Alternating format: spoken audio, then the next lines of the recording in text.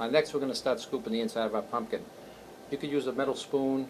You could use, I like to use this here because it's made for it, and it's also very durable, and you can get really behind it and start scraping for thickness, because like I said, you want to get it to about an inch thick when you're doing the actual face. And always remember, keep the tooth area towards you so you know the part that you're going to really dig at to make it an inch thick. So let me get started here. It's going to be all messy and cold. It's going to be a lot of seeds, veins, and various little things. I mean, it's not the greatest feeling, but we want to carve a pumpkin. You could have your kids do this. It's not really anything they can break, but when it comes to the thickness of the pumpkin, that's something that you should step in.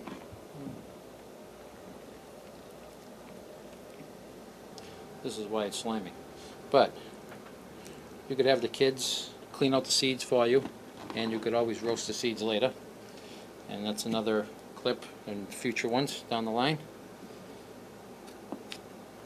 And as we just keep digging, it will come to an end eventually.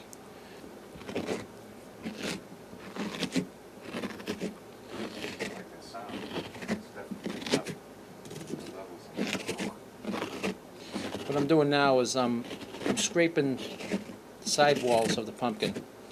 I'm not really digging in, but I want to get all the veins that are holding the seeds. I want to get all those out.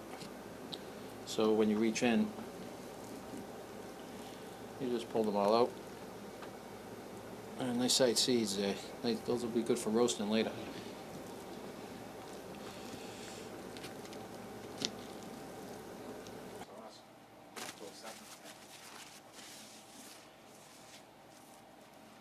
Try not to scrape too much near the lid, because you run a risk of actually taking the angle away.